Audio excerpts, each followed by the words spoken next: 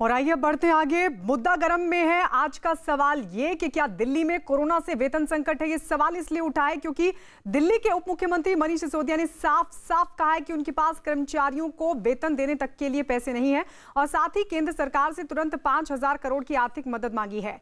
सिसोदिया के मुताबिक दिल्ली सरकार को कर्मचारियों के वेतन के लिए ही 3,500 करोड़ की जरूरत है। दिल्ली सरकार को लगभग केवल सैलरी देने के लिए और ऑफिस के जरूरी खर्च उठाने के लिए 3,500 करोड़ रुपए हर महीने की जरूरत है, जबकि पिछले 2 महीने में जो जीएसटी का कलेक्शन है, जो टैक्सेस का कलेक्शन है, वो करीब 500 करोड़ रुपए 2 महीने है। बाकी और सोर्सेज से भी मिला के दिल्ली सरकार के पास में अभी तक कुल मिला के 1,700 करोड़ रुपए आए हैं, 1,735 करोड़ रुपए आए हैं, जबकि जरूरत है 2 महीने के अंदर देखें तो 7,000 करोड़ रुपए की। तो इस वक्त दिल्ली सरकार के सामने सबसे बड़ा संकट ये भी है कि अपने कर्मचारियों की तनख्वाह कैसे दी जाए। वैसे में मैंने केंद्र सरकार से तुरंत राहत के तौर पे दिल्ली के कर्मचारियों की तनख्वाह दी जा सके इसके लिए और दिल्ली के और बाकी ज़रूरी काम तुरंत ऑफिस के चलाए जा सकें, इसके लिए 5,000 करोड़ रुपए की मांग की है। तो सवाल ये है कि दिल्ली में क्या कोरोना की वजह से वेतन संकट पैदा हो गया। इस मुद्दे पर चर्चा के लिए सभी खास मेहमान हमारे साथ जुड़ चुके हैं। बीजेपी से शाजिया इल्मी हमारे साथ हैं, राघव चड्ढा आम आदमी पार्टी से, आलोक शर्मा कांग्रेस से हमारे साथ हैं और हमारे सहयोगी जावेद मंसूरी भी हमारे साथ जुड़ चुके हैं। सबसे पहले शाजिया इल्मी, आपके पास मनीष सिसोदिया ने जो मांग रखी, जो दिल्ली सरकार की तरफ से मांग रखी गई है, उस पर आपका रिएक्शन। देखिए, मैं 2-3 चीजें कहना चाहूंगी और सब दिल्ली के ही लोगों को ही नहीं बल्कि सबको ही पता होना चाहिए कि केंद्र सरकार ने क्या कुछ किया है।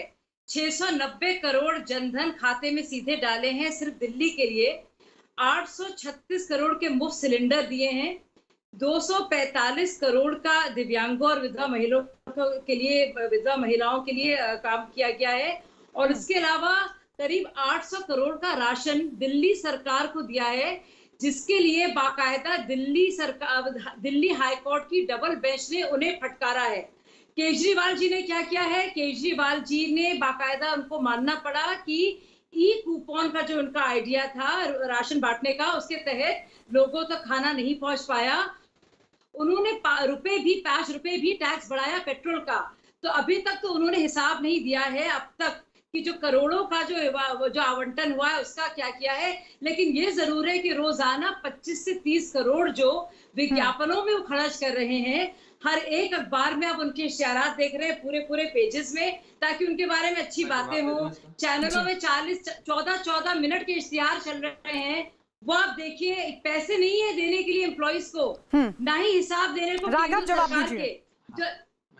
जी, तो मैंने आपको बता दिया सीधा पहले हिसाब मांगेंगे फिर आपको कुछ पैसे की बात है। मैं थोड़ा आपको आंकड़े बता देता हूं ताकि ये जो बहस है ये हम झूठे भाषणों पर ना करें बल्कि फैक्ट्स पर करें। ये भाषण नहीं है, दिल्ली सरकार को केंद्र सरकार, क्या मैं अपनी बात रख सकता हूँ? क्या मैं बोलिए राघव, मैं अपनी बात रखूं? हाँ जी, मैं किसी को रोकता नहीं, उम्मीद करता हूं कि थोड़े सम्मानजनक बहस होगी।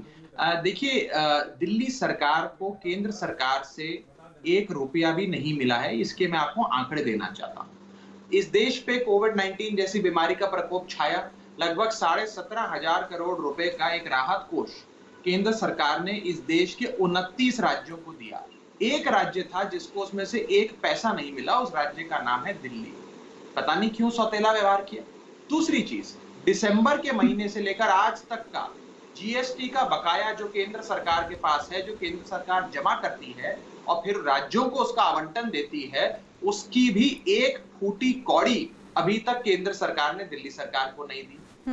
तीसरी चीज, सालाना 2 लाख करोड़ रुपए दिल्ली वाले इनकम टैक्स के माध्यम से केंद्र सरकार को सौंपते हैं, जिसका एक पोर्शन तमाम राज्यों सरकारों को दिया जाता है अपने अपने इनकम टैक्स कलेक्शन का। आपको जान के अचंभा होगा कि दिल्ली इकलौता ऐसा अभागा राज्य है जिसको केंद्र सरकार के सौतेले व्यवहार चलते 2 लाख करोड़ रुपए में से 1 रुपया भी नहीं मिलता है। कोई बात नहीं, हमें पैसा नहीं चाहिए, हमें ये पैसे की मार नहीं है, लेकिन हम एक सरप्लस राज्य थे। हमारे पास अच्छा खासा अपनी आमदनी थी, जिससे हम तमाम तरीके की योजनाएं भी चलाते हैं, जनता के हित का काम करते हैं। लेकिन इस प्रकोप के चलते हमारी आमदनी, ठीक है शाजिया जवाब दीजिएगा, लेकिन मनोज तिवारी ने क्या कहा है? मनोज तिवारी ने क्या कहा है, जरा एक बार वो सुन लेते हैं। मैं जवाब अपना पूरा राघव आएंगे आपके पास। हाँ, सुनना तो है। मैं एक सवाल पूछा हूँ दिल्ली सरकार से, अभी 2 दिन हो गया। मैंने एक सवाल पूछा, मैंने ट्विटर के माध्यम से, कि दिल्ली में मुख्यमंत्री श्रीमान अरविंद केजरीवाल जी से मेरे 2 सवाल हैं कि 22 मार्च जनता कर्फ्यू से लेके आज 29 मई तक आपने टीवी, प्रिंट और इंटरनेट पर विज्ञापन में कितने रुपए खर्च किए। और दूसरा सवाल है, अस्पतालों में नए बेड्स, वेंटिलेटर्स पर कितना रुपया खर्च किया गया। ये पूरा 48 घंटा होने को आ रहा है, लगभग 2 दिन होने को आ रहा है, लेकिन अभी तक इसका कोई जवाब नहीं दिए हैं। और आप अगर अखबार उठाएं तो हर दूसरे तीसरे दिन, आपको मैं कुछ दिखाना चाहता हूं, ये देखिए, पूरा 1 पेज का फ्रंट ऐड। और आपको दिल्ली के लोगों को बेड देना हो तो होम क्वारंटाइन हो जाइए। अब होम क्वारंटाइन में तो कोई खर्चा है नहीं सरकार का। आलोक शर्मा, आपके पास, आपने मनीष सिसोदिया को भी सुना, मनोज तिवारी को भी सुना। क्या वाकई जो संकट पैदा हुआ है कोरोना की वजह से हुआ है? आप इस पूरे जो तमाम चीजें सामने आई हैं, चाहे मांग की बात हो या फिर बीजेपी की तरफ से सवाल जो उठाए जा रहे हैं, उसको किस तरीके से देख रहे हैं?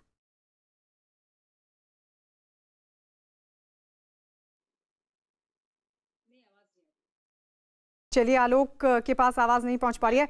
मैं जोड़ दूं? राघव, आप जवाब दीजिए।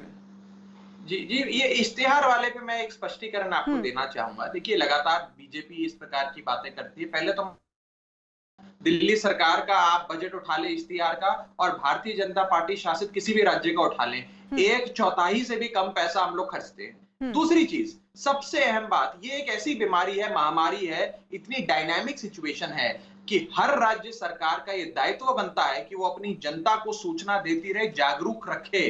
यदि आज सरकार इश्तिहार नहीं देगी और जनता को नहीं बताएगी कि हैंड सैनिटाइजर कैसे इस्तेमाल करना है, कौन कौन से मास्क का प्रयोग करना है, सोशल डिस्टेंसिंग क्या है, कोविड केयर सेंटर कहां पर है, ऑक्सीजन वाले बिस्तर किस अस्पताल में है, इंस्टीट्यूशनल क्वारंटाइन क्या होता है, होम कोविड सेंटर क्या होता है, ये सारी जानकारियां सबके लिए नहीं है। यदि ये जागरूकता कैंपेन अभियान चलाकर जनता को सूचना नहीं दी जाएगी, तो क्या आप ये चाहते हैं कि हम जनता को इस chaos में अकेला छोड़ दें? और ये विज्ञापनों की चैंपियन तो माननीय प्रधानमंत्री और माननीय गृह मंत्री हैं। जितनी इश्तिहार भारतीय जनता पार्टी देती है, उत्तर प्रदेश की सरकार दिल्ली में इश्तिहार देती है, शाजिया हरियाणा की सरकार दिल्ली में इश्तिहार देती है, मध्य प्रदेश की इनकी सरकार दिल्ली में, अरे भाई मध्य प्रदेश की सरकार को दिल्ली में इश्तिहार देने की क्या जरूरत है? मुझे लगता है योगी जी दिल्ली में क्यों इश्तिहार देते हैं? देखिए, मुझे बोलने दीजिए, मुझे बोलने का मौका मिलेगा।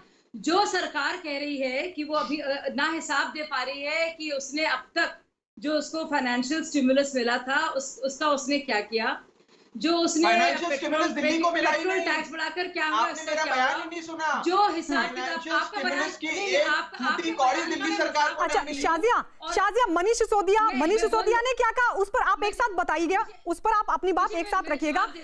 हाँ, शाजिया आ रहे हैं। डिप्टी सीएम मनीष सिसोदिया ने केंद्र से 5,000 करोड़ की आर्थिक मदद तो मांगी, लेकिन साथ में केंद्र सरकार पर आरोप भी लगाया कि राहत आपदा कोष से जो फंड मिलने वाला था वो भी उनको नहीं दिया गया। मैंने केंद्रीय वित्त मंत्री जी को चिट्ठी लिखी है कि वो दिल्ली सरकार के लिए तुरंत 5,000 करोड़ रुपए की सहायता दें, क्योंकि उन्होंने आपदा राहत कोष में से जो राज्यों को पैसा दिया है वो पैसा दिल्ली सरकार को नहीं मिला है। उसकी वजह से दिल्ली में फाइनेंशियल काफ़ी प्रॉब्लम्स हैं और दिल्ली के पास भी टैक्सेस नहीं आ रहे हैं। केंद्र सरकार से अदरवाइज भी कोई सहायता नहीं मिलती है दिल्ली सरकार को।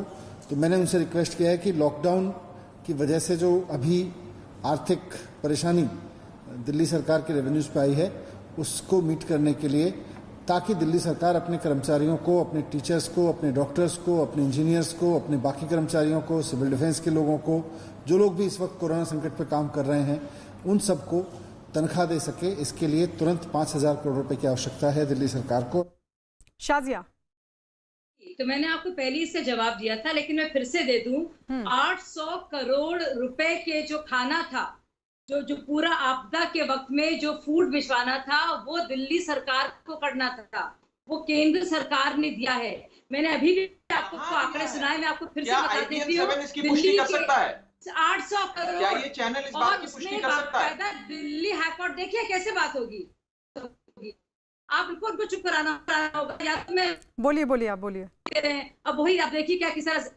और आप उसके बाद देखिए कि दिल्ली हाईकोर्ट की डबल बेंच ने बाकायदा फटकार लगाई है कि आपने ये ई कूपन का सिस्टम कैसे शुरू कर दिया जिन लोगों के पास राशन नहीं है, क्योंकि कहां से वो वाईफाई मजदूर लेके आएगा।